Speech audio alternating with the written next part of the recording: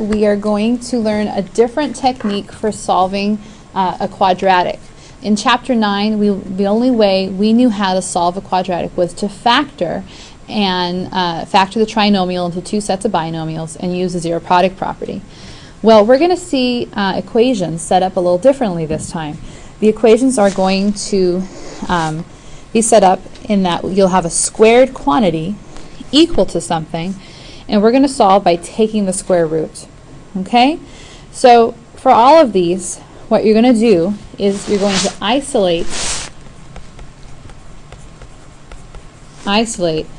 the squared quantity. Okay? That's your technique. So in number 1, the only thing we need to do to isolate the squared quantity is to divide each side by 3. Then the squared quantity, which is x squared, will be all by itself. Once you've isolated the squared quantity, you take the square root of both sides. That's the inverse operation for squaring, is taking the square root. Square root, square root. And we have two possible answers for x. What are they? Patrick? Good. Plus or minus 9. I mean 3. Thank you. Because both negative 3 times negative 3 is 9 and positive 3 times positive 3 is 9. Now number 2, the squared quantities aren't together, so we need to put them together first. So I'm going to begin by subtracting 2x squared. When I do that, I get 3x squared equals 225. All right? Now I still need to isolate by dividing each side by 3. Yep, 75. Once our squared quantity is isolated, we take the square root of each side. Now we're going to, of course, simplify our rads. So what is the biggest perfect square that goes into 75? Sam?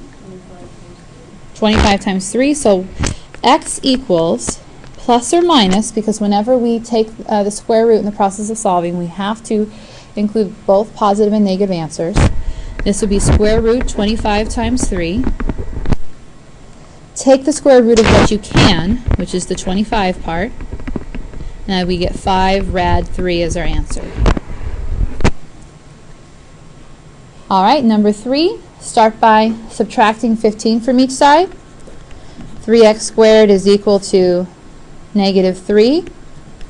We still need to isolate the squared quantity, so go ahead and divide each side by 3. Is anything squared equal to a negative? No. So there is no real answer for this one. So you're going to say that there's no real solution and just say the empty set. When you get a squared quantity already all isolated equal to a negative, we can't answer that. We're going to say there's no real solution. All right. In number 5, rather than distributing this negative 5 through, although you could do that, I'm just going to start by dividing each side by 5. Okay? Now I'd have x squared minus 20 is equal to negative 20. Add 20 to each side to isolate our squared quantity. X squared is 0. X is 0. There is no plus or minus 0.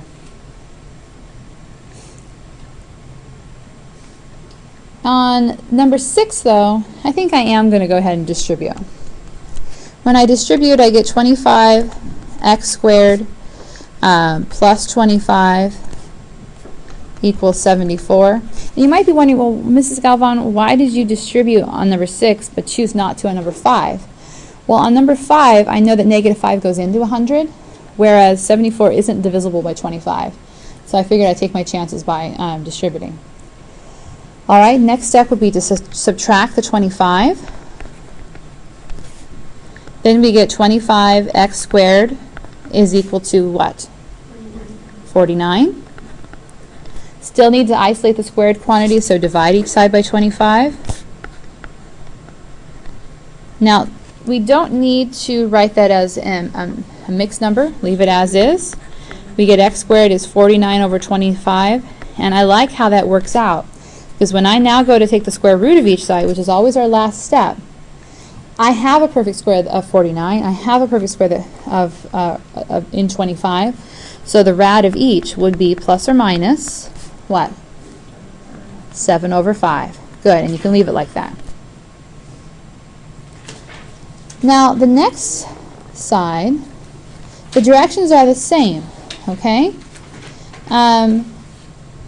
We're still going to isolate the squared quantity, then take the square root of both sides, simplify the radicals if needed for exact answers. We also want to practice getting approximate answers using our calculator, just because we might have some problems where our book will ask us to give answers to the nearest tenth as well. So if necessary, we might have to do step 4. So if you have your calculator with you today, go ahead and get that out. But you must show me the answers in simplified radical form, and then also rounded if it tells you to. Is that clear? Now here the squared quantity looks a little different, you guys. So don't be tempted to square this, meaning don't FOIL this out. Don't call this x squared minus 10x plus 25. Then get everything on one side and then try to factor it. Instead, notice that it's an isolated squared quantity and take the rad of each side. It doesn't matter if it's x squared or if it's something in parentheses squared, it's still a squared quantity. So rather than FOILing it, getting everything on one side and trying to factor, you're going to take this method. Whenever you see an isolated squared quantity, it's easier. That gives us x minus 5 equals not just 10, but plus or minus 10. Whenever you take the square root in the process of solving, you have to consider both positive and negative answers. Now we're going to have two problems. We're going to have that x minus 5 is equal to 10, and we're going to have the x minus 5 is equal to negative 10. Remember that when we were solving quadratics via factoring, we got 2 answers most times. We're still going to get 2 answers. So add 5 over here, we get x is equal to 15. Add 5 on the other side, we get x is equal to negative 5. We obviously do not have any approximating to do here. Okay? All right, now you can't distribute this 1/2. Why can't I distribute the 1/2? Yeah, we have to follow order of operations. If we were to simplify each side and get everything on one side equal to 0, we'd have to follow order of operations. But I'm taking the approach of isolating the squared quantity. So rather than squaring and then distributing, I'm going to get rid of the fraction by multiplying each side by its reciprocal. When I multiply each side by 2, my half cancels and I'm left with x plus 9, quantity squared. 36 times 2 is 72. Now I have an isolated squared quantity. You have to, because it won't factor, you must take the rad of each side. When you do that, we get x plus 9 is equal to plus or minus, what's the perfect square that goes into 72? Biggest one? 36. 36 times 2. So we have x plus 9 is equal to plus or minus 6 rad 2. Now the way we're going to write our answer is kind of funky. You know we need to subtract 9 from each side, but this is how I want you to write it. Negative 9 plus or minus 6 rad 2. This is an exact answer. Okay? Because the square root of 2 is not a rational number, when we approximate it on our calculator, which we're going to do next, it's not going to be exact. This is your exact answer. The approximate now, use your calculator. Start by going, you got to break it up into 2 situations.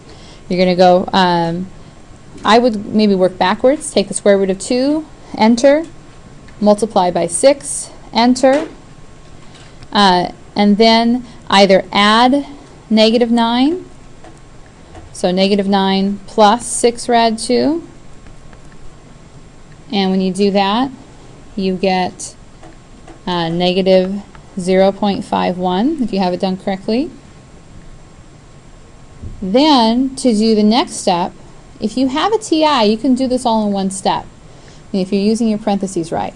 Your next one, you can go negative 9 minus 6 multiply the second squared button, 2, enter, and you should get negative 17.49. Okay, if you're having trouble using your calculator, you can see me and I'll help you work through it. These are our approximate answers. Okay? Okay, and number 9, is the squared quantity isolated? Are you sure? Is there something being, the squared quantity, is it being multiplied by something? No, the whole thing is being squared, so the whole thing is a squared quantity. You can start by taking the rad of each side. When you square root, it cancels the squared, and you're left with x minus 3 over 2. Whatever was inside is equal to plus or minus. Let's see if we can simplify this in one step. 5 rad 2. Good. If you need to write it as 25 times 2, you can do that. Now, we need to multiply each side by 2. That will cancel these 2's. When I multiply 5 rad 2 times 2, what's getting doubled? The 5 or the rad 2, or the 2? The 5. So now we're at plus or minus 10 rad 2. And we're going to do the same thing we did before. I'm going to add 3 to each side to solve for x. But I'm going to write the 3 first, then the plus or minus, then the 10 rad 2. And those aren't like terms. You can't do anything else. That's the exact answer. Now we are going to practice putting this into our calculator. So I think in one step, so long as you have, I think you all have the blue TIs, which are fine. 3 plus 10 multiply second square root 2, or second squared, which gives you the square root button 2. And you should get, for one answer should be 17.14. And then when you go 3 minus 10 times second square root 2, you should get negative 11.14. And notice the directions told us to round to the nearest hundredth, and that's why I'm writing the answers like that. We're just practicing writing them as